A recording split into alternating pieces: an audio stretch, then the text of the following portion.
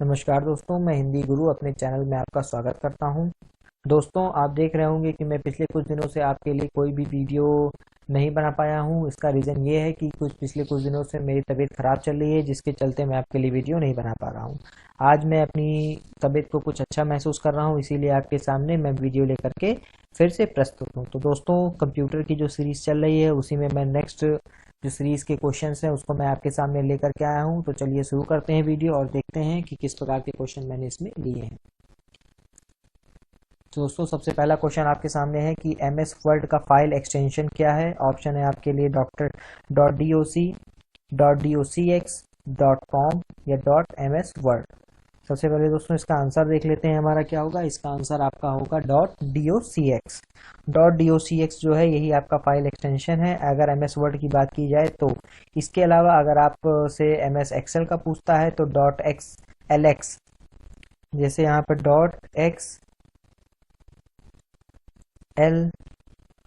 .xlsx, ये आपका क्या है, ये आपका जो है एम एस एक्सेल के लिए जो है फाइल एक्सटेंशन है। इसी प्रकार से जो है आपका पीपीटी है तो .ppt पावर पॉइंट के लिए होता है। ये दोस्तों जो नए वर्जन है उसमें .docx जो है फाइल एक्सटेंशन है। इसके पहले जो हुआ करता था वो .doc भी हुआ करता था। तो अगर आपको ये ऑप्शन में नहीं मिलता है, .doc मिलता है, तो आप इसको आंसर कर सकते हैं। चलिए दोस्तों, नेक्स्ट क्वेश्चन देखते हैं हमारा क्या है। नेक्स्ट क्वेश्चन है आपका, सॉरी दोस्तों, आपके सामने इसका आंसर आ चुका है। तो मैं चाहूँगा तो आप भी उसको देख ही लीजिए कि एम एस वर्ड का अधिकतम जूम साइज़ कितना होता है। यहाँ पे दोस्तों जो जूम साइज़ से मतलब है, वो जूम साइज़ से क्या मतलब है मैं उसको बता देता हूँ। आप देखते होंगे जब भी आप माइक्रोसॉफ्ट वर्ड खोलते हैं तो आप देखते होंगे कि पेज होता है। इस पेज का जो मैक्सिमम जूम साइज़, यहाँ पे आप नीचे एक ऐसे बार देखेंगे, इसमें यहाँ पर एक की टाइप का बना होता है। इसको अगर आप इधर की ओर स्लाइड करते हैं तो आपको ये इसकी मैक्सिमम जूम साइज़ दिखाती है, यानी आप पेज को कितना बड़ा कर सकते हैं। तो अगर इसका आंसर तो आपको पता चल ही चुका है। इसका आंसर आपका क्या है, 500%। नॉर्मली लोग इस पर ध्यान नहीं देते हैं, लेकिन अगर ध्यान देंगे, क्योंकि ये सारे क्वेश्चन परीक्षाओं में पूछे जाते हैं। चलिए दोस्तों, नेक्स्ट क्वेश्चन है आपके सामने कि एम एस वर्ड का न्यूनतम जूम साइज कितना होता है। तो आपके लिए ऑप्शन जो है आपके 1%, 10%, 5% और 20%। आंसर दोस्तों इसका देख लेते हैं क्या है हमारा। आंसर है आपका 10%। सेम वही चीज़ यहाँ पर भी होगा। आपको करना क्या है, आपको करना ये है कि जो आपके ऐसे पेज बना होता है, इस पेज में जब आप देखेंगे तो यहाँ पर एक जो है आपको बार दिखेगा। उसी में अगर आप इस बार को इधर की ओर स्लाइड करते हैं तो ये आपका जो है मिनिमम जूम दिखाएगा कि पेज आपका कितना छोटा हो सकता है, न्यूनतम। ठीक है दोस्तों। और कभी कभी ये भी पूछ लेता है कि जैसे ये जो आपका पेज है इसका जो ओरिएंटेशन है ये बाय डिफ़ॉल्ट क्या होता है। जैसे आपको मैंने बताया भी होगा, दो टाइप का पेज ओरिएंटेशन होता है आपके लिए। एक तो होता है पोर्ट्रेट, एक होता है लैंडस्केप। तो अगर बाय डिफ़ॉल्ट देखा जाए तो ये आपका पोर्ट्रेट रहता है। लैंडस्केप इसी को घुमा करके इस टाइप से कर देते हैं तो ये आपका लैंडस्केप में कन्वर्ट हो जाता है। चलिए दोस्तों, नेक्स्ट क्वेश्चन देखते हैं।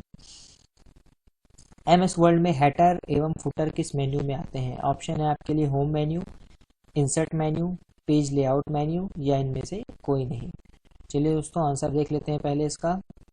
आंसर है आपका इंसर्ट मेन्यू। इंसर्ट मेन्यू आपको कहाँ मिलेगा, जो आपके ऊपर यहाँ पे मेन्यू बार दिखे होते हैं, इसमें आपको जो है इंसर्ट मेन्यू मिल जाता है। माइक्रोसॉफ्ट वर्ड की बात की जा रही है तो माइक्रोसॉफ्ट वर्ड में जैसे आपका ये स्क्रीन है, यहाँ पर जो है आपको कई मेन्यू बार लिखे हुए दिखाई देंगे, जिसमें menu, file, insert, view, review ये सारे मिलेंगे। इसी में से जो है इंसर्ट मेन्यू में जाने पर आपको हेडर और फुटर नाम का टैब मिलेगा, जिससे आप जो है अपने जो भी, जैसे मान लीजिए आपका जो है ये कागज़ है, इस कागज़ में आपका जो ये ऊपर का एरिया होता है ये आपका होता है हेडर, और इसमें नीचे का ये एरिया होता है फुटर होता है। अगर आपको इंसर्ट मेन्यू से नहीं जाकर के इसको चेक करना है तो इसके अलावा भी आप इस ऊपर की ओर जाकर के अगर माउस से यहाँ पे आप डबल क्लिक करेंगे तो आपके सामने हेडर और फुटर, हेडर खुल के चला आएगा, और फुटर देखने के लिए आपको नीचे डबल क्लिक करना होगा। चलिए दोस्तों, नेक्स्ट क्वेश्चन देखते हैं। नेक्स्ट क्वेश्चन है दोस्तों कि एमएस वर्ड में मैक्रोज किस मेन्यू में पाए जाते हैं। ऑप्शन है आपके लिए home menu, insert menu, view menu या रिव्यू मेन्यू। तो आंसर दोस्तों पहले देख लेते हैं इसका क्या है। आंसर है आपका व्यू मेन्यू। व्यू मेन्यू में जाकर के आपको ये मैक्रोज मिल जाएगा। दोस्तों, मैक्रोज के बारे में थोड़ा मैं आपको बता देता हूँ, क्योंकि मैक्रोज आजकल कुछ ज़्यादा ही इसके बारे में चर्चाएं होती हैं और एग्जाम में भी आजकल बहुत पूछे जा रहे हैं मैक्रोज। तो मैक्रोज आपका एक प्रकार का रिकॉर्डर है। ये आपको करता क्या है कि जो भी काम इसको ऑन करने के बाद जो भी काम आप अपने वर्ड डॉक्यूमेंट में करते हैं तो वो सारी चीज़ें इसमें रिकॉर्ड हो जाती हैं, और दोबारा अगर हमें उसी चीज़ों को करना होता है तो हम मैक्रोज को चला करके उसको पुनः प्राप्त कर सकते हैं। यही आपका मैक्रोज होता है।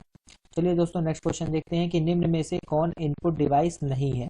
दोस्तों इस क्वेश्चन में मैं बार बार कहूंगा कि आपको सबसे पहले ये जरूर देख लेना होगा कि यहाँ पर नहीं के बारे में पूछा गया है। मैं आपको बताऊं, अक्सर ऐसा होता है कि जल्दबाजी में हम ये नहीं को मिस कर जाते हैं और इसमें से इनपुट डिवाइस देख करके हम आंसर लगा देते हैं। हम ध्यान ही नहीं देते हैं ऑप्शन का, हमें पहले ही दिखता है कि इनपुट, हम खट से उसको लगा के आगे बढ़ जाते हैं। कारण इसका ये होता है कि परीक्षा में जो है हमको समय ज़्यादा से ज़्यादा बचत करना होता है, जिसके वजह से हमारे साथ ये गलती हो जाती है। मेरे साथ कई बार ऐसी गलतियाँ हो चुकी हैं, इसीलिए मैं आपको इस चीज़ को बता रहा हूँ। तो आंसर देख लेते हैं कि इनपुट डिवाइस नहीं है। ऑप्शन आपके सामने माउस, जॉयस्टिक, लाइट पेन या स्पीकर। तो आंसर है आपका स्पीकर। चलिए दोस्तों नेक्स्ट क्वेश्चन देखते हैं क्या है हमारा। नेक्स्ट क्वेश्चन है आपका कि प्लॉटर क्या है।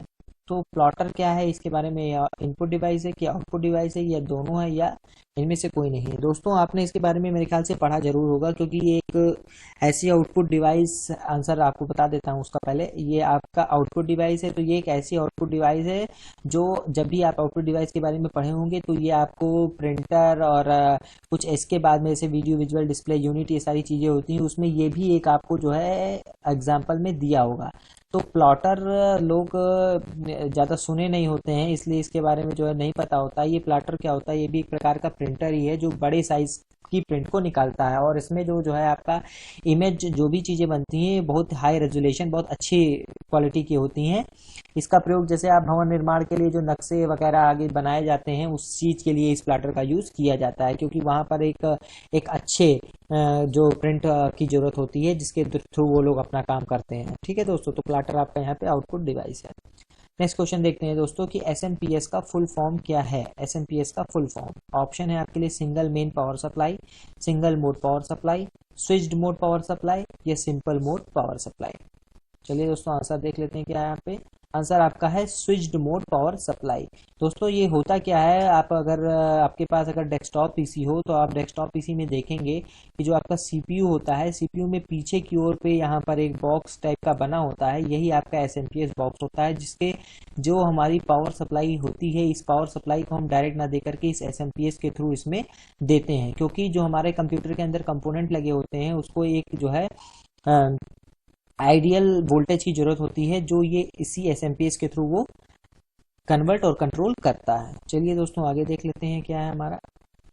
नेक्स्ट क्वेश्चन है हमारा कि निम्नलिखित में से कौन हाई लेवल भाषा को लो लेवल भाषा में लाइन बाय लाइन एग्जीक्यूट करता है। ऑप्शन है आपके लिए कंपाइलर, इंटरप्रेटर, असेंबलर, या एनटीएफएस। तो पहले दोस्तों आंसर यहाँ पे हम देख लेते हैं मेरा क्या है। आंसर आपका है इंटरप्रेटर।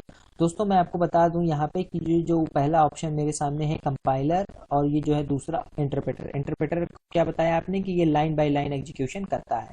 कहने का मतलब ये है कि जो भी प्रोग्राम, जैसे आपने सी लैंग्वेज से कोई प्रोग्राम लिखा, कोई भी भाषा से लिखा, तो ये आपका कई आपने उसमें लाइन लिख दी होती हैं। इस लाइन बाय लाइन एग्जीक्यूशन का मतलब ये होता है कि जब आपके कंप्यूटर में इंटरप्रेटर होता है तो ये लाइन बाय लाइन एग्जीक्यूट, यानी इस लाइन को एग्जीक्यूट करने के बाद ही ये इस लाइन पे आएगा। अगर इसमें कोई भी एरर होगा तुरंत तो आपको एरर शो कर देगा। लेकिन जो आपका कंपाइलर होता है, ये इस पूरे पेज को, यानी आपका जितना बड़ा आपने प्रोग्राम बनाया है उस पूरे को एक साथ कंपाइल रन करेगा। जब वो कंपाइल करेगा तो इसके अंदर वो जहां भी गलती खोजेगा उस गलती को आपको वो बता देगा। तो ये होगा इन दोनों में डिफरेंस। साथ ही साथ अगर आपकी असेंबलर की बात की जाए तो असेंबलर भी ये एक असेंबली जो भाषा होती है इसको वो मशीन भाषा में कन्वर्ट करता है। तो ये भी चीज़ ध्यान देने वाली चीज़ है। चलिए दोस्तों आगे चलते हैं, देखते हैं और क्या है क्वेश्चन। नेक्स्ट क्वेश्चन है आपका कि FAT का फुल फॉर्म क्या है। ऑप्शन है आपके लिए file allocation table, fight against threat, file allocate table, या फुल एप्लीकेशन ट्रांसफर। तो इसका आंसर देख लेते हैं दोस्तों। इसका आंसर है दोस्तों फाइल एलोकेशन टेबल। दोस्तों इसके बारे में मैं बहुत ज़्यादा आपको नहीं बताऊंगा, क्योंकि जो भी बंदा जिसने कंप्यूटर को थोड़ा डीपली नॉलेज ली होगी और जिसको कंप्यूटर को फॉर्मेट और इंस्टॉलेशन करना आता होगा उसको फैट के बारे में पता होगा, क्योंकि फैट फाइल वहीं पर शो होती है। नॉर्मली आप फैट फाइल ऐसे नहीं आपके कंप्यूटर पर नहीं शो होती है। तो इसीलिए इसके बारे में आपको बस केवल इतना जान लेना है कि फाइल एलोकेशन टेबल का फुल फॉर्म, फैट का full form file allocation table होता है। चलिए दोस्तों नेक्स्ट क्वेश्चन देखते हैं। निम्न में से कौन सी कुंजी टॉगल की है। इसमें से आपको टॉगल की बताना है। ऑप्शन है आपके लिए टैब की, एरो की, शिफ्ट की, कैप्स लॉक की। तो आंसर आप देखेंगे कैप्स लॉक की। कैप्स लॉक की आपकी टॉगल की होती है। और भी टाइप की कीज होती हैं, आपने पढ़े होंगे, जैसे यहाँ पर देखिए लिखा हुआ है एरो की, फंक्शन कीज, टॉगल कीज और इसी के अलावा मॉडिफायर कीज भी होती हैं। तो ये सारी कीज के बारे में मैं समझता हूँ कि आपको पढ़ लेना चाहिए। चलिए दोस्तों नेक्स्ट क्वेश्चन पे चलते हैं। नेक्स्ट क्वेश्चन है कि मदरबोर्ड पर डाटा एक स्थान से दूसरे स्थान पर किस माध्यम से ट्रेवल करता है। ऑप्शन है आपके लिए बस, सर्किट बोर्ड, ऑप्टिकल फाइबर या सिग्नल के माध्यम से। पहले दोस्तों इसका आंसर देख लेते हैं हमारा क्या होगा। आंसर है आपका दोस्तों बस। अब मैं थोड़ा इसके बारे में बताता हूँ कि क्या है। जैसे दोस्तों आपके पास जो मदरबोर्ड होता है, वैसे तो ये नॉर्मली आपको अगर आपका इसको इमेज चाहिए तो आप देख सकते हैं कि नेट पे इसका इमेज अवेलेबल होगा। इसी पे सारे कंपोनेंट आपके कंप्यूटर में जो भी चीज़ें होती हैं, चाहे वो आपकी रैम हुई, चाहे आपकी वो डीवीडी राइटर हुआ, चाहे आपका जो है हार्ड डिस्क हुआ, सभी इसी के ऊपर लगे होते हैं। तो इसी के ऊपर सारे कंपोनेंट लगे होते हैं। जैसे मान लीजिए दो कंपोनेंट ये और ये लगा हुआ है, तो इनसे यहाँ जो मैसेज जाता है, यानी यहाँ से यहाँ मैसेज के लिए जो भी चीज का यूज होता है वही आपका होता है क्या, बस। यानी ये बस के थ्रू ही एक दूसरे से कम्युनिकेट कर पाते हैं। ठीक है दोस्तों, चलिए नेक्स्ट क्वेश्चन पे देखते हैं हमारा क्या है। नेक्स्ट क्वेश्चन है आपका कि एटीएम मशीन का डिस्प्ले क्या है। आपसे पूछा गया इनपुट डिवाइस, आउटपुट डिवाइस, दोनों, इनमें से कोई नहीं। चलिए दोस्तों पहले इसका आंसर देख लेते हैं। आंसर है दोनों। ये आपका इनपुट डिवाइस भी है, आउटपुट डिवाइस भी है। दोस्तों देखिए ध्यान दीजिएगा कि यहाँ पर पूछा गया एटीएम मशीन का डिस्प्ले। अब जाहिर सी बात है, अगर आपने एटीएम का यूज़ किया होगा तो आपको पता होगा कि जब हम एटीएम में अपना एटीएम इंसर्ट करते हैं तो यहाँ से जो भी मेन्यू सेलेक्ट करते हैं, इसका मतलब यहाँ से हम उसको क्या दे रहे होते हैं, इनपुट दे रहे होते हैं। और जैसे मान लीजिए आपने यहाँ पर जो है अपना सेलेक्ट किया, 3 प्रकार के कार्ड जो भी आपके यहाँ पर शो करता है, आपने सेलेक्ट किया कि मेरा ये कार्ड है, तुरंत यहाँ पे आपको लिख करके आता है एंटर योर पिन। तो जो एंटर योर पिन आ रहा है वो आपका आउटपुट है, और जो आपने यहाँ से जो है उसको कमांड दिया वो आपका इनपुट है। इसीलिए एटीएम मशीन का जो डिस्प्ले है वो आपका आउटपुट और इनपुट डिवाइस दोनों है। चलिए दोस्तों नेक्स्ट क्वेश्चन देखते हैं क्या है। कीबोर्ड की को दबाने पर किस रूप में इनपुट को भेजता है। यानी अगर आप कीबोर्ड से कोई की को प्रेस करते हैं तो जो कमांड जाता है वो किस रूप में जाता है। इलेक्ट्रॉनिक सिग्नल के रूप में, डिजिटल सिग्नल के रूप में, बाइनरी सिग्नल के रूप में, 1 व 2 दोनों। चलिए दोस्तों आंसर देख लेते हैं। आंसर है हमारा डिजिटल सिग्नल के रूप में। दोस्तों ये जो आपका कीबोर्ड होता है, इससे जो भी की हम प्रेस करते हैं, ये सारी, इसमें बहुत सारी चीज़ें होती हैं। अभी तो हम लोग को इसके बारे में उतना ज़्यादा नहीं पता है, लेकिन जो इसका मैकेनिज्म होता है जिससे ये वर्क करती हैं, इसमें भी एक मेमोरी बफर होता है। जब हम यहाँ से की प्रेस करते हैं तो वो उस मेमोरी बफर में जाता है। इसके बाद फिर उसको वो कन्वर्ट करके डिजिटल सिग्नल के रूप में आपको कंप्यूटर के प्रोसेसर को भेज देता है। वहाँ पर उसके निर्धारित जो भी प्रक्रियाएं होती हैं उसको कर लिया जाता है, और वो चीज़ें हमको हमारे स्क्रीन पे दिखाई देने लगती हैं। और ये बहुत ही जल्दी होता है, इसी कारण जो है हमको टाइम का, उसमें जो बीच का टाइम होता है वो नहीं पता चल पाता है। चलिए दोस्तों नेक्स्ट क्वेश्चन पे चलते हैं। नेक्स्ट क्वेश्चन पूछा गया है कि एएलयू का फुल फॉर्म क्या है। ऑप्शन है आपके लिए arithmetic logic unit, arithmetic logistic unit, allied logic unit या एनालिस्टिक लॉजिक यूनिट। सबसे पहले दोस्तों इसका आंसर देख लेते हैं। आंसर है आपके लिए अर्थमेटिक लॉजिक यूनिट। दोस्तों अर्थमेटिक लॉजिक यूनिट ये आपके जो सीपीयू है उसी का पार्ट है। अर्थमेटिक लॉजिक यूनिट का काम जो आपकी गणित की विभिन्न संक्रियाएं होती हैं वो इसी के द्वारा आपके कंप्यूटर में की जाती हैं। चाहे आपको उसमें गुणा करना हो, चाहे आपको भाग करना हो, चाहे आपको प्लस करना हो, चाहे आपको माइनस करना हो, ये सारी जो भी क्रियाएं होंगी ये आपकी एएलयू के द्वारा ही की जाती हैं। चलिए दोस्तों नेक्स्ट क्वेश्चन देख लेते हैं। नेक्स्ट क्वेश्चन आपका है कि एमएस वर्ड में पेज ओरिएंटेशन कितने टाइप के होते हैं। ऑप्शन है आपके लिए 1, 2, 3 या 4। आंसर देखा जाए तो 2। दोस्तों अभी इसके पहले भी मैंने इसके बारे में बात की थी, 2 टाइप के पेज ओरिएंटेशन के बारे में। 2 टाइप के आपके पेज ओरिएंटेशन होते हैं। एक आपको मैंने बताया था कि आपका एक होता है लैंडस्केप और एक होता है पोर्ट्रेट। तो लैंडस्केप और पोर्ट्रेट तो आप देख ही रहे होंगे ऐसे टाइप से होता है। और ये कहा जाए कि बाय डिफॉल्ट कौन सा होता है, तो ये आपका पोर्ट्रेट शो करता है। चलिए दोस्तों नेक्स्ट क्वेश्चन देख लेते हैं हमारा क्या।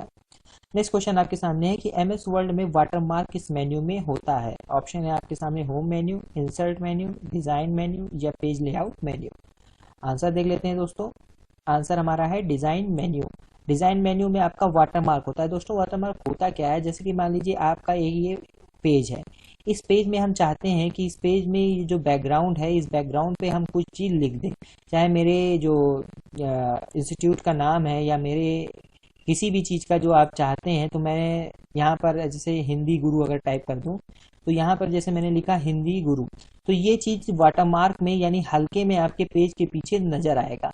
और ये आप सभी पेजों पे कर सकते हैं ऐसा, अगर आप करना चाहते हैं तो। जैसे मान लीजिए आपने इंस्टीट्यूट एक खोला, आपने अपना एक कंप्यूटर का ही मान लीजिए प्रश्न पत्र बनाया, और आप चाहते हैं कि आपके जो बैकग्राउंड है उस पर आपके इंस्टीट्यूट का नाम शो हो, तो इसके लिए आप इस वाटरमार्क का प्रयोग कर सकते हैं। चलिए दोस्तों नेक्स्ट क्वेश्चन पे चलते हैं। नेक्स्ट क्वेश्चन है कि वर्ल्ड में प्रिंट प्रीव्यू की शॉर्टकट की क्या है, शॉर्ट कुंजी क्या है। ऑप्शन है आपके लिए F2, control plus F2, F3 या कंट्रोल प्लस F3। पहले दोस्तों आंसर देख लेते हैं अपना। आंसर मेरा है control plus F2 print preview के लिए। दोस्तों देखिए, प्रिंट के लिए अगर कहा जाए तो कंट्रोल प्लस P होता है, लेकिन यहाँ पे मुझे प्रिंट प्रीव्यू देखना है। प्रिंट प्रीव्यू मतलब ये कि मेरा पेज प्रिंट होने के बाद कैसा नजर आएगा, वो आपको दिखाने के लिए प्रिंट प्रीव्यू का प्रयोग किया जाता है। अगर आप कंप्यूटर यूज करते हैं तो आप इन सारी शॉर्टकट कीज का प्रयोग करके जरूर देखें, तभी आपको इसके बारे में जो है नॉलेज भी रहेगी और आपको ध्यान में भी रहेगा। यदि आप इन चीज़ों का प्रयोग नहीं करते हैं शॉर्टकट कीज का, तो ये आपको बाद में भूल जाती हैं, क्योंकि एक ही दो शॉर्टकट कीज तो है नहीं, बहुत सारी शॉर्टकट कीज हैं जो आपकी वर्ड में यूज होती हैं, आपकी एक्सेल में यूज होती हैं। तो इसलिए आप इसको करके देखें तो आपके लिए ज़्यादा बेटर होगा। चलिए दोस्तों नेक्स्ट क्वेश्चन देखते हैं। वर्ड का नवीनतम वर्जन कौन सा है, यानी जो सबसे लेटेस्ट वर्ड का, माइक्रोसॉफ्ट वर्ड का सबसे नवीनतम वर्जन है उसके बारे में पूछ रहा है। MS word 2017, MS word 2016, MS word 2013 या MS वर्ड 2010।